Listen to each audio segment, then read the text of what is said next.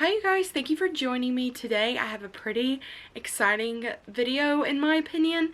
I always like seeing other people's TBRs and they're just so much fun to see what everybody's getting into and what their interests are pulling at this season of life. So I am going to be going over my October possibles.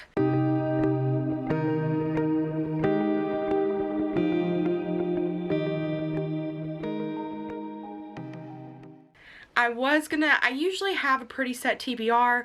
I base my TBR, I'm a big mood reader, so I base my TBR on my mood and what I feel like I'm wanting to read at the time, and then I'll switch it if I want to. But this month, there are so many books that I have bought, there are so many books that I have been sent, so many books to get to, and I just don't know what I want to read. So this is just going to be a ton of books that I will definitely not get to all of these, but hopefully I will get to most of them, and I will just have a really good reading month. So we're going to go ahead and just jump into this video and see what we have. I have these categorized by different genres, so I'm going to go ahead and start off with the cozy mysteries that I have. I have not read a cozy mystery before, and I am very excited for when I do start them and when I do get into them. They are amazing. My friends Caitlin and Rachel and Lauren have started the Cozy Hollow Book Club, and it's all about cozy mysteries. They're going to have some fun things planned. They're just amazing. They're the freaking cozy mystery queens, and I cannot wait to participate. I already have one of their books to read, their first buddy read, and it's going to be great. So shout out to them. I will leave their channel links in the description below, and you should definitely go check out their announcement videos to get all the information for all of, the first book read and everything like that. So, since we're already on the topic of their book club, their buddy read that they picked for everybody to read is In the Company of Witches by Auralee Wallace. It is an Even Falls Witches B&B mystery. First off, spooky little town and witches in a B&B sounds so cute. It also has a little cat on the cover, which I love. I just love the look of this book, and Olivia actually brought this up to me and showed this to me, and then Lauren and Caitlin and Rachel all came up with this book to be their first book club pick, and I was sold. So very sold, and I'm definitely going to be picking this up for their when they do their little live discussion and things like that. So I'm very excited. So you basically have these witches. Their last names are Warren, so they're known as the Warren sisters, witches, whatever they're called, but they basically live in this town of Evenfall, and they are using their magic secretly to keep the town in check and just keep it safe for everybody who lives there. So then a woman named Constance ends up dying at the B&B, and it's looking like one of the witches' faults, and she is basically the prime suspect. So you have this witch named Bryn, and her aunt is the one who is being accused of killing Constance, and Bryn just knows that it wasn't Nora's fault, and so Bryn has powers to basically communicate with dead and with ghosts, but she hasn't used her powers in a long time. And she doesn't even know if she can, so it's gonna be a really cute mystery. I like that they're putting the fantasy element of witches and reaching out to ghosts and things like that. I think it's just going to make this book even more interesting. So that's the only book that I'm dying to get to in cozy mysteries for this month, just because of the book club happening. But a lot of the cozy mysteries I feel like I will be gravitating towards in November, when you have the time change from Halloween and spooky season into Thanksgiving and Christmas. So that's probably the one that I'm most ready for now, if that makes sense. The next are my mangas that I am excited to get to. The first one is a retelling of Frankenstein, so I'm not going to tell you guys what this one's about because I have talked about it before and everybody knows it's one of my favorite classics. And this is by Junji Ito, who was really big into horror manga, and he just creates these stories that are so terrifying and creepy, and the artwork style is creepy, and they just kind of scare you a little bit. I'm going to see if I can. You have artwork where you can definitely see body horror in a way too, so I'm really excited to see what he does with Frankenstein in the art style, and I feel like this was going to be a good one, and yeah, I'm just really excited for it. The next one I have is also by Junji Ito, and it is Tomie, I believe is how you say it. That's how I've been saying it, so I don't know if that's correct. But this one is a thick manga, like, I'm talking thick. It is coming out to a whopping 742 pages. That is a lot for a manga, but I have had this on my shelf for a little while now, probably over a year, and I just haven't got to it, but it's something that I really want to get to because of how much I've discovered that I love horror books. So Tomie is, she can seduce men, and she convinces these men to kill people, and most of the time the people that they are, or the person that they're trying to kill is Tomie herself. But there's this one guy that she seduces to kill her, basically, and he wants to keep her for himself. And then there's this one guy who is just absolutely terrified of her, and it just comes to the realization that no matter how many times she seduces these men, no matter how many times they actually kill her, they're never going to be rid of her, and she's still going to be around no matter what, and that's kind of a scary thing to think about. So I'm interested to see how this one is. I know a lot of Junji Ito's books are kind of hit or miss for people, so I'm excited just to see where I land on the scales and what kind of books of his I do like. Okay, moving on, I'm going to go into my adult section.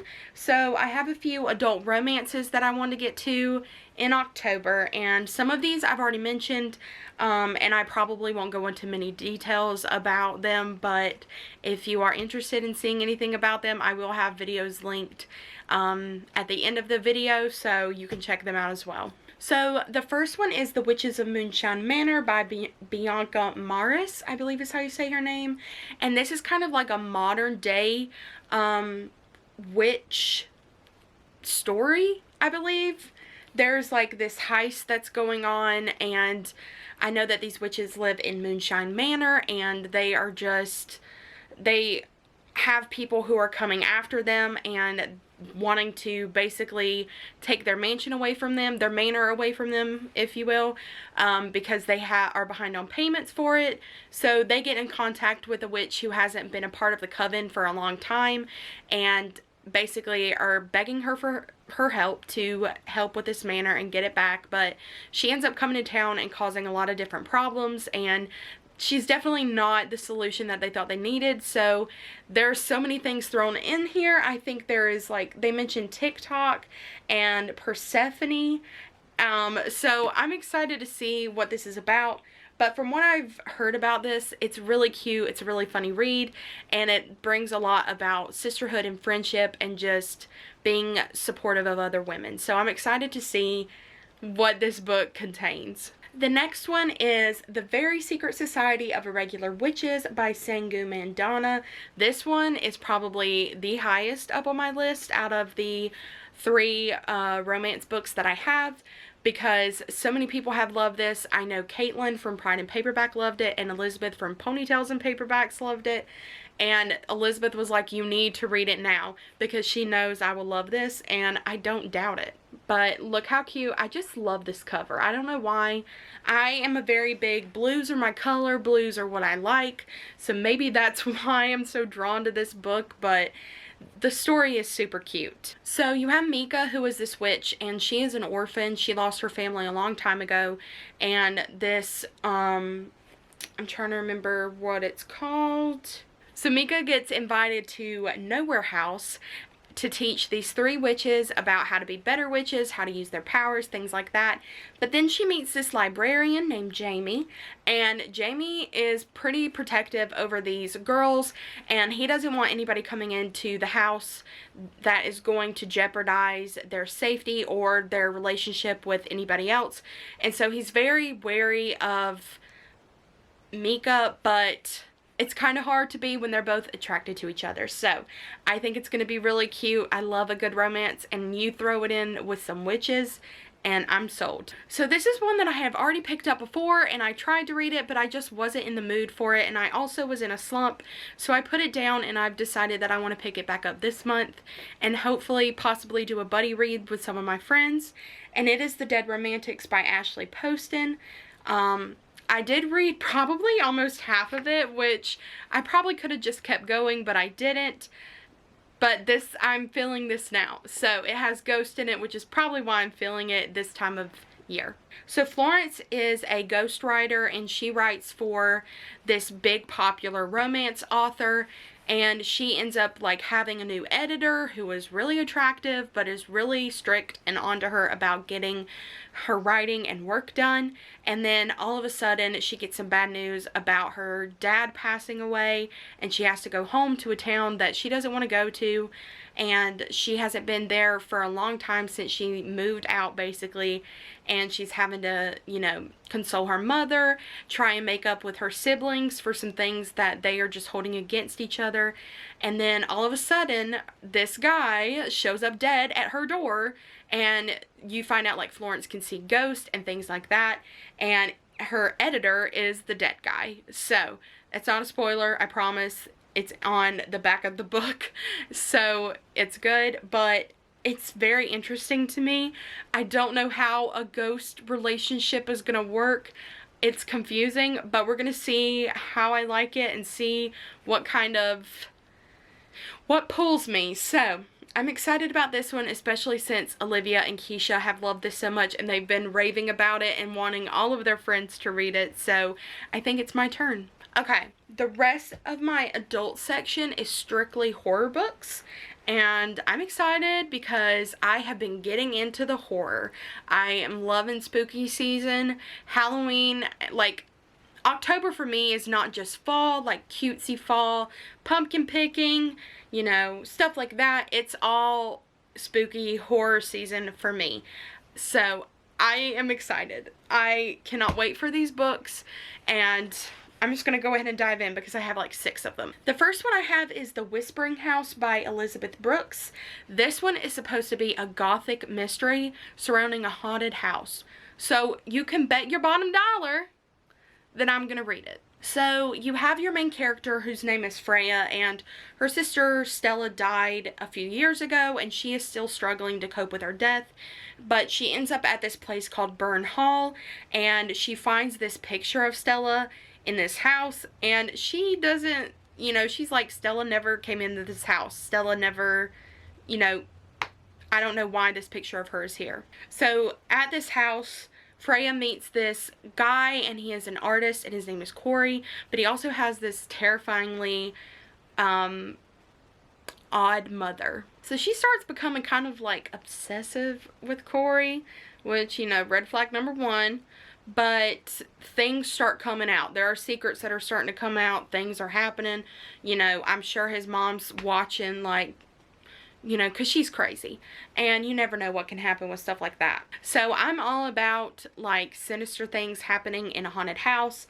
And, you know, I really think it's cool when you have things that are affecting your main character, especially in movies. So I'm excited to see if that happens in a book, because I've never read stuff like that before. So it'll be interesting to see, and hopefully Freya doesn't like get attacked by Corey's mother or anything like that, but we'll see what happens. The next one I have is For Your Own Good by Samantha Downing. I have never read a Samantha Downing book, so I have no idea what to expect going into this one. I don't believe it's like her other book, My Lovely Wife, but again, I haven't read it, so I'm not 100% sure. So you have this main character, Teddy, and he is a professor at this like really high-end school, and he is very into education and pushing people to do their best academically and be their best, but things are happening where like his wife has not been seen in a while. Nobody knows what's happened to her, and then there are some deaths happening, you know, students just dying off, but Teddy doesn't care. Teddy's like, oh, we're good, we just got to get them to learn. Teddy, they're dying, honey. And he's basically just like, you know, education's not an easy process. It's gonna be hard. Tough things are gonna happen, so we're gonna have to suck it up. I'm a little worried about Teddy, not gonna lie. I'm a little worried about his mental status, a little worried about his priorities, but we're just gonna go with it and see what happens at this school. Okay, the next one I have talked about before, again in my last video, or one of my other videos, and it's Mexican Gothic by Silvia Moreno-Garcia. I really don't know much about this. I just know that it's kind of historical. There is like a spooky house, haunted house in it, and it sounds fun to me. Sounds like a good time. She moves in with her cousin, because her cousin like reached out for her and is like, I need help. And her husband is kind of weird, but you know, our main character's not letting that pull away from her cousin needing her. So she goes to this place, but then she starts having like bad dreams. This house is like doing things to her. There are probably people in here doing things to her, so I'm a little nervous about it, but I've heard that it's really good, really spooky, and I've had this on my shelf for too long to not read it this October. Okay, I narrowed some of them down. I took some of them out of the running, so this is the last like horror book that I have, and it is The Death of Jane Lawrence by Caitlin Starling. I'm excited for this one. Olivia really liked it, and I think that I will too. It says on one of the blurbs that it's a tale of creeping terror, both physical and supernatural, with a masterful third act twist. So that sounds really cool to me, and I don't know why. I'm just obsessed with the cover itself. I mean, it's so freaking cute. Cute, but scary. So you have our main character, Jane, and they're living in a time period where your only goal is to get married in life. But Jane is like, you know what, I'm just going to find a guy, and I'm going to marry him, and I'm just going to find one that will let me be. And, you know, it's kind of just like a contract, not a marriage, like a work contract type of thing. You do your thing and I'll do my thing, basically. And she just wants to be independent, so she finds this doctor named Augustine, and he agrees. He's like, you know what, sure, but one condition: you just can't visit my super creepy mansion, okay? Lindridge Hall is off limits to you. And Jane's like, okay. Okay.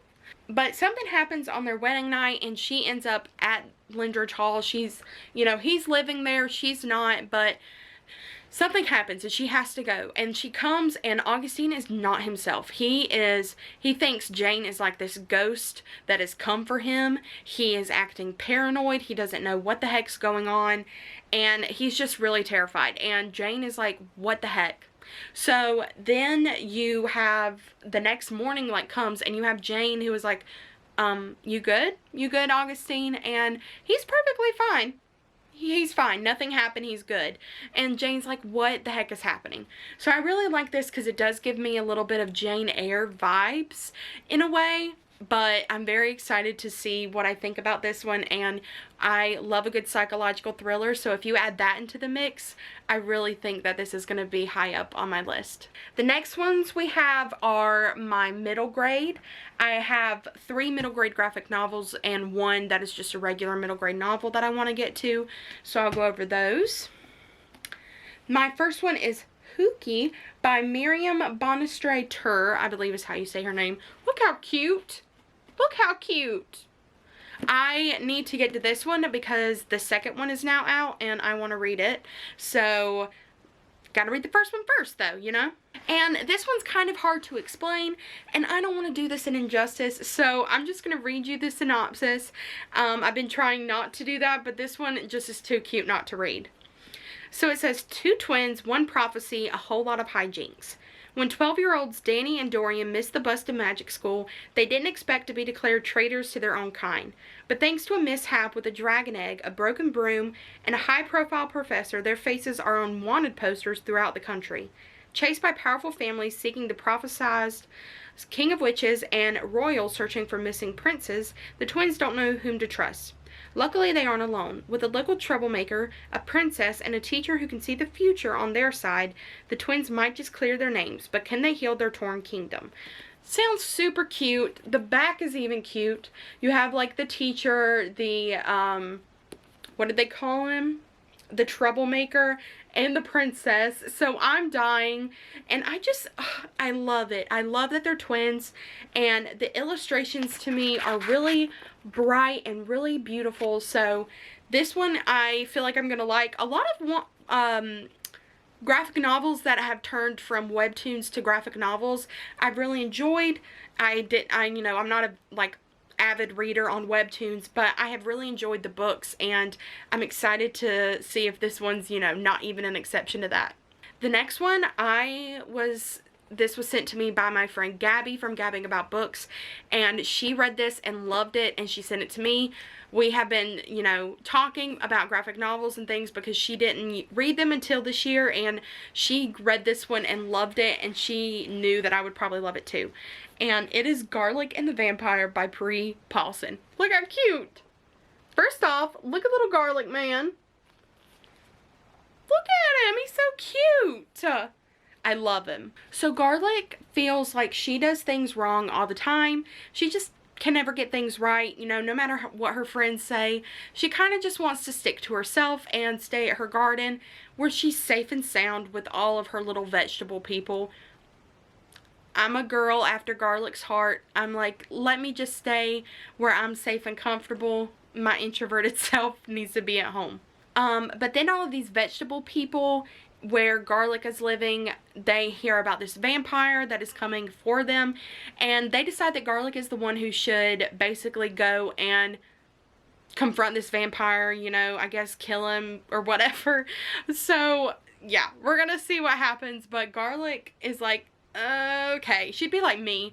I'm gonna say yes because these people are relying on me, and the people pleaser in you comes out, and you're just like, okay, yeah, but you don't want to. You don't want to face a vampire, but you're gonna. So this one's just filled with a lot of like cute humor and cute graphics, and all the colors of fall are in here. I love the little carrot and the witch, so I am probably most excited for this one out of my graphic novels. It's just, I can already tell it's going to be a favorite. The next one I have is Anya's Ghost by Vera Brosgol. I haven't heard much about this one, but again, my friend Olivia, who we all know, she recommended this to me, and she really liked it and said it was really cute and that I should read it. By the way, if you guys hear a bell going off, that's Peanut Butter in her natural habitat. But I really like the cover of this because you get like the creepy little girl up here, and Anya's just like, whatever. And I don't know, I'm feeling the mood of Anya's eye roll. So Anya ends up at the bottom of a well, not really sure how, but she ends up finding a ghost down there, and the ghost is like wanting to be her friend, and Anya, I think, is just kind of over. She's like, I'm supposed to be friends with a ghost. But Anya's like, you know what, I already don't fit in at school, I don't fit in with my family, I'm embarrassed by my family, she's embarrassed about her body, and she thinks, you know, a friend who is now a ghost is probably going to complicate that and make matters worse. But Anya's friend is not going to give up on her that easy. So I am excited. I think this one is probably going to be a little bit spooky and maybe like a little, I don't know. I feel like it's going to be good. The images are like the dark gray color that is on the front of the graphic novel. So I feel like that's just going to add to like the gloomy, creepy side of this book. Okay, and the last middle grade that I want to read is The Clackity by Lora Senf. First off, want to read it because my girl here's got the red hair going on, and I love it for her. Keisha from A Book Like You sent this to me. She read this book and she absolutely adored it. It's like one of her favorites, and she gave it 5 stars. So it has to be pretty good in my opinion, especially if like the middle grade queen is saying that it's good. So you have our main character Evie. She lives in this house, if you want to call it. It's like probably like a creepy house. She lives with her Aunt Des, and her Aunt Des is a paranormal expert, and she basically, you know, her and her aunt get along great. Her aunt just doesn't want her to go to this slaughterhouse at the end of the street or something like that, which, fair enough. You probably shouldn't be going to a slaughterhouse at your age. I wouldn't go to a slaughterhouse at my age. But Anyway, her aunt goes missing and Evie is like determined to set out and find her. So that's where Evie meets the Clackity, which is this thing that lives in the shadows. And, you know, she's like, I'll give you the, I won't say she because I don't know what the Clackity is. But the Clackity is like, I will give you your Aunt Des back if you find this serial killer who used to, like, you know, go on rampages around the town. And, I mean, she doesn't really have a choice but to do it. So she's going to do it, but she's also now being chased by the serial killer himself. So this is like a lot for a middle grade novel, and I'm excited to see how spooky this gets and how creepy and crawly it makes you feel. So I'm very, very excited about this one. Okay, the rest are going to be my young adult books. I'm excited for all of these, and these are definitely going to be must reads, and I'm just going to have to work my way around other things. So let's go ahead and get into them.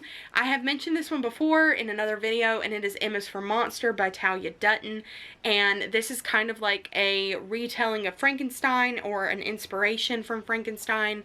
So you have this girl whose sister died and she wants to bring her sister back to life, and you know, in comes the Frankenstein elements, and her sister isn't who she used to be, and it's just a mess. Don't try and bring people back from the dead. It will just be a mess.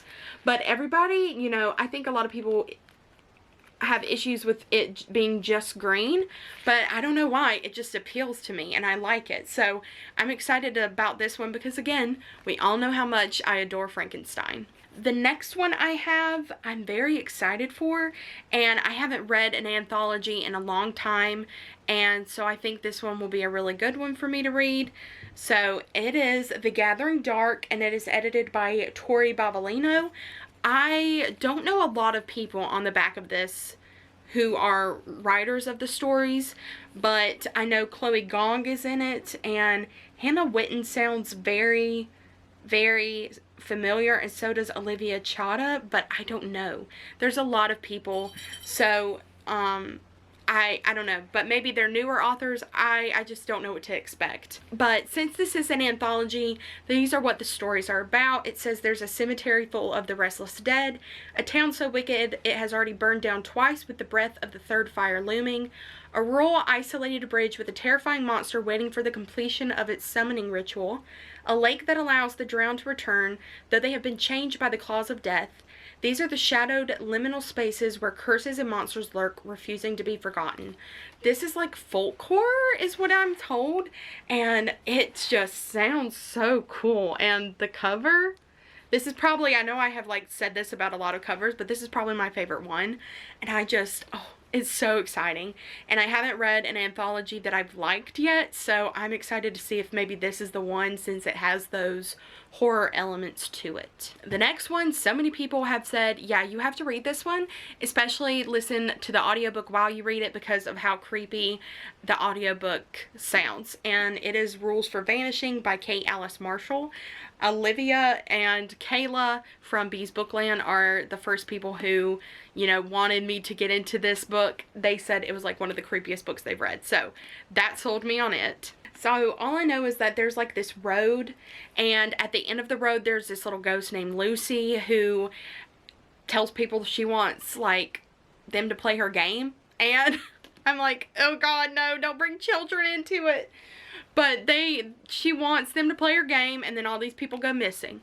So you have this girl, I think her name's Becca, yeah, Sarah's sister Becca goes missing looking for this ghost. I don't know why you would go looking for her. I can't stand people. I can't stand dumb people in horror books or movies. So then, of course, Sarah's got to save her sister.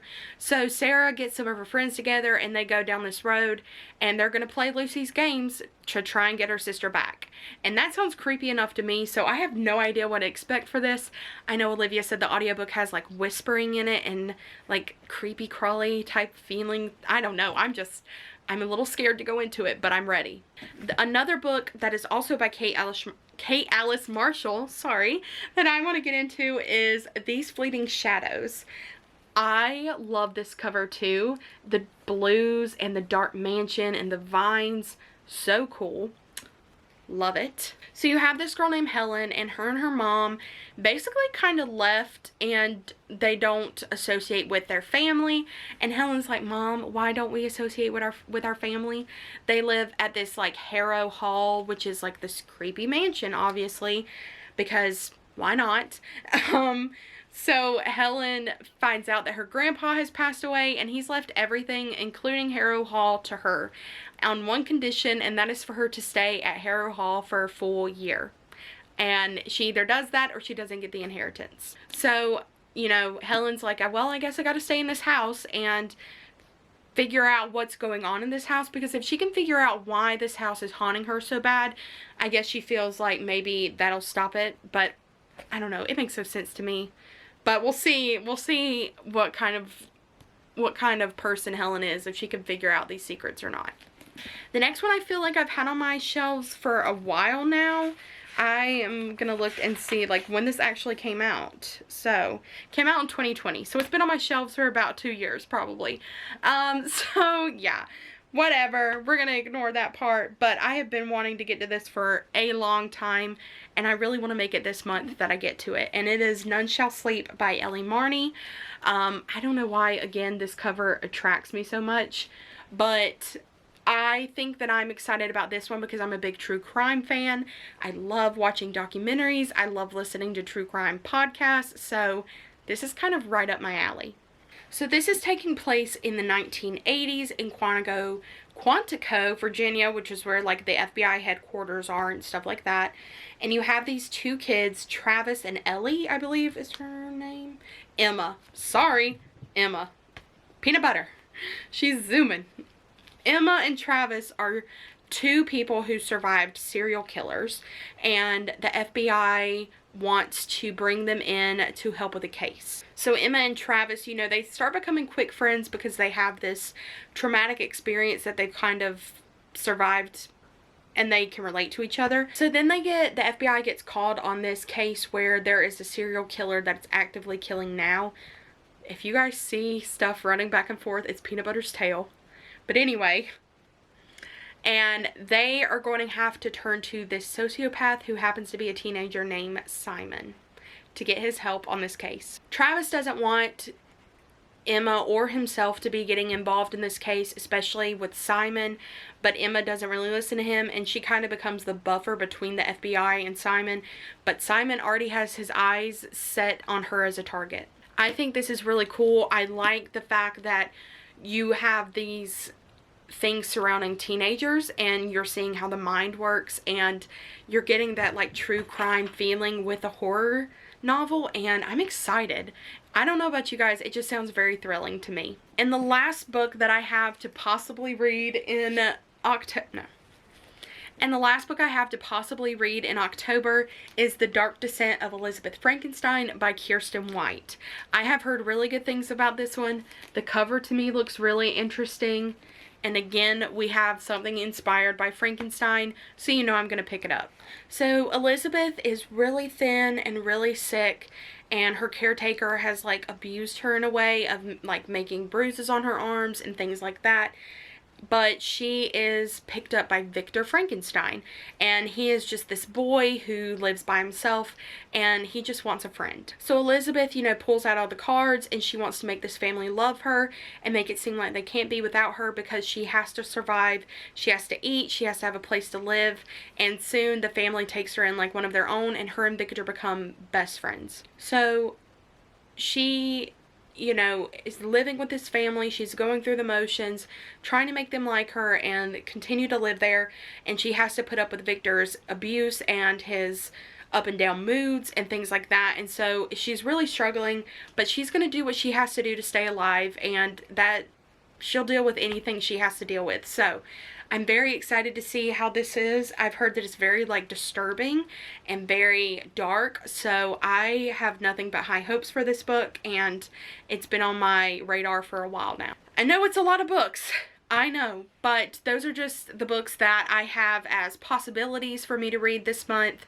I know that I won't get to all of them, sadly. If I could, I would, but those are going to be the ones that I'm going to be picking from because those are the ones I'm feeling in the mood for. But thank you guys so much for watching. I hope that if you have been struggling on what you want to read, definitely take some of these picks and try them out for yourselves. Also, let me know in the comment section below if you own any of these or you have read any of these and you think they should be at the top of my list and I should be gravitating towards certain ones the most. Just let me know down in the comments below, and I will see you guys in my next video.